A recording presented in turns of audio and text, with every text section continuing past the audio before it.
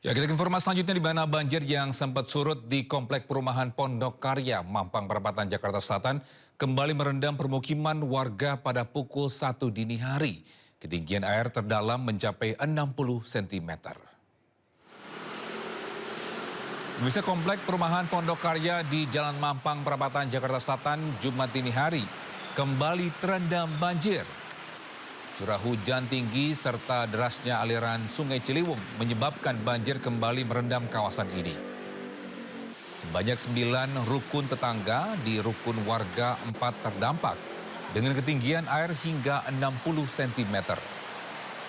Hingga saat ini belum ada warga yang mengungsi dan memilih bertahan di rumah masing-masing. Petugas BPBD DKI Jakarta bersama kepolisian masih memantau debit air dan berkoordinasi dengan pihak terkait. Telah terjadi banjir kembali yang mulai sekitar pukul 01 tadi ada hujan deras, awal masuk air 30 cm. Sekitar pukul 01.45 dikarenakan hujannya sangat lebat, kondisi air saat ini naik menjadi kurang lebih 60 cm yang terdalam. Misal ratusan rumah warga di Tanjung Lekong, Bidara, Cina, Jatinegara, Jakarta Timur banjir setinggi 1 meter. Status debit air di Kali Ciliwung, Jakarta Timur berada pada level siaga 3. Hal ini pun membuat rumah warga di pemukiman Tanjung Lekong, Bidara, Cina terendam banjir. Air sudah mulai masuk ke pemukiman warga sejak Kamis malam dan saat ini air terus masuk dan banjir semakin tinggi. Saat ini ketinggian berkisar 50 cm dan untuk yang paling dalam bisa mencapai 1,5 meter. Meski sudah terendam banjir, namun para warga masih tetap bertahan di lantai 2 rumah mereka. Banyak dari rumah warga yang telah membuat jembatan dari kayu dari lantai 2 rumah mereka menuju jalan.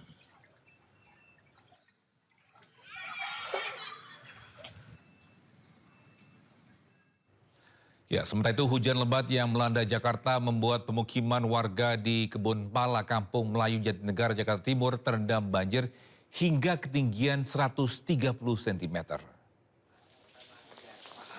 Pemirsa, pemukiman warga di Kebun Pala, Kampung Melayu, Jatinegara, Jakarta Timur masih terendam banjir hingga Jumat dini hari. Luapan air dari Sungai Ciliwung membuat ratusan rumah dan jalan di pemukiman warga terendam banjir. Ada sebanyak 500 kakak yang rumahnya terdampak banjir dengan ketinggian air 40 cm hingga 130 cm.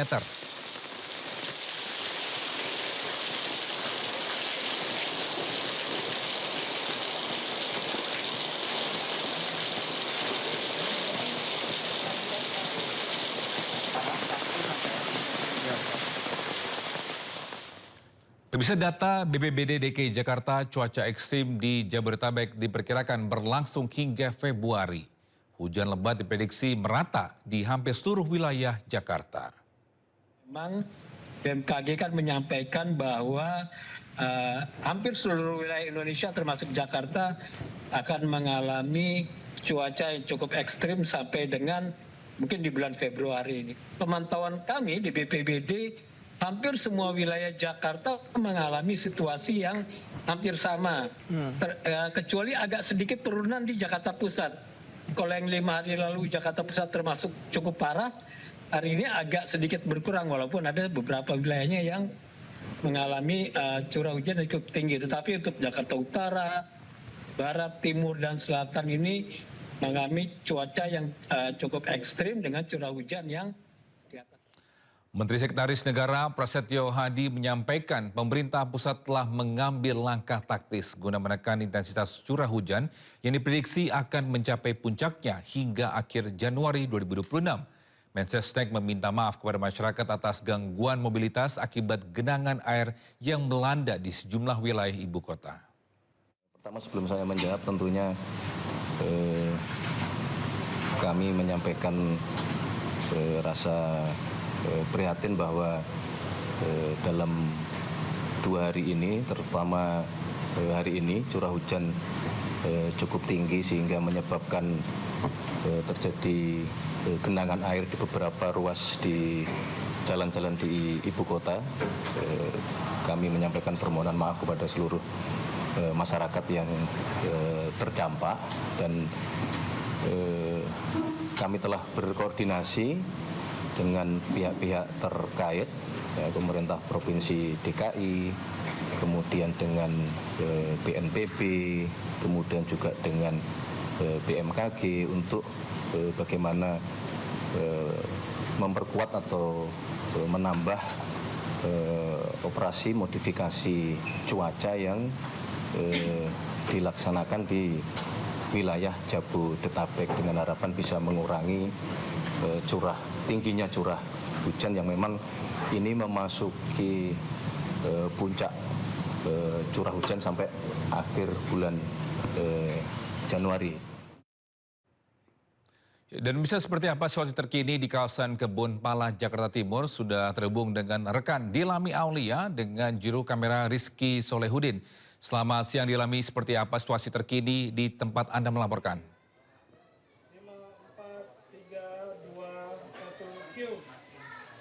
Ya, selamat siang Togi dan juga pemirsa. Ini banjir masih menggenangi kawasan Kebun Pala, Jakarta Timur, di mana untuk saat ini ketinggian banjir mencapai 125 cm itu di paling pojok ya Togi ya. Namun di tempat saat ini saya menggambarkan kira-kira banjir berkisar 30 hingga 40 cm atau seperti saya ya Togi dan juga pemirsa. Kemudian akibat banjir ini ada 32 kakak yang terdampak dan 97 jiwa. Memang hingga pagi ini belum ada tempat penampungan atau pengungsian daripada masyarakat dikarenakan masyarakat lebih memilih untuk melakukan evakuasi mandiri, yakni mengamankan barang-barang dan juga diri sendiri ya ke lantai 2 rumah mereka, karena masyarakat mengungkapkan bahwa banjir di kawasan Kebun Pala ini memang banjir tahunan yang kerap kali terjadi begitu ya Togi dan juga pemirsa. Jadi mereka memang sudah mengantisipasi dari awal, bahkan di lantai 1 rumah warga ini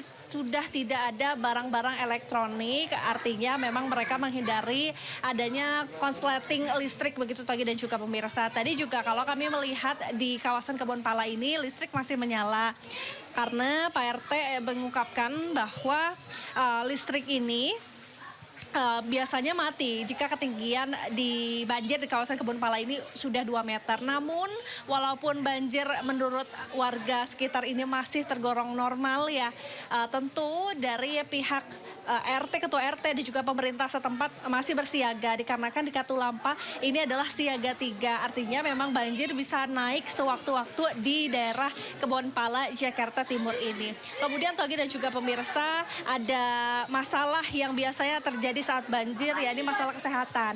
Tadi Dinas Kesehatan juga sempat meninjau kawasan Kebun Pala dan mengungkapkan ada 3 penyakit yang biasanya muncul. Yang pertama adalah ispa, diare, dan juga penyakit kulit. Kemudian dari Gubernur Jakarta Pramono Anung juga memang mengungkapkan bahwa curah hujan di Jakarta pada beberapa hari belakangan ini tinggi sehingga dari pemerintah sendiri melakukan modifikasi cuaca hingga 27 Januari 2026 dan mengungkapkan akan melakukan modifikasi cuaca 2 hingga 3 kali dalam sehari. Nah, pemirsa, Togi, tidak hanya dari warga begitu yang terdampak, namun di samping sisi lain anak-anak ini malah menjadikan banjir ini sebagai wahana untuk berwisata dan bermain air nih ya Togi dan juga pemirsa begitu. Namun tentu di sini juga dengan pengawasan orang tua ya, karena banyak sekali anak-anak kecil sehingga ini perlu pengawasan orang tua dan juga tentu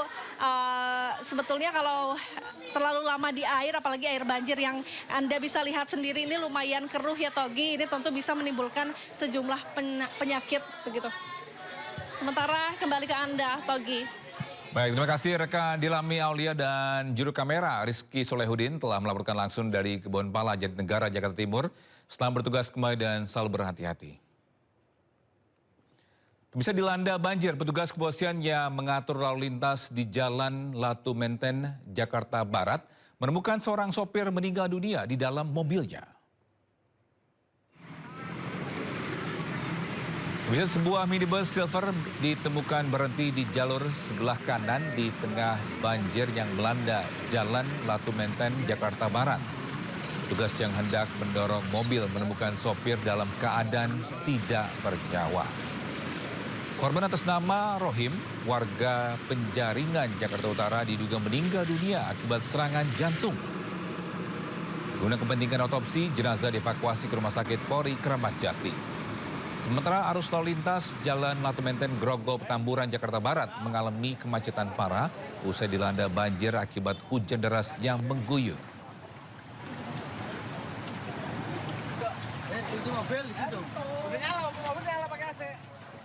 Saya lagi di TKP untuk penanggulangan banjir ya, penanggulangan banjir di Jalan Latu Menten, ya kan.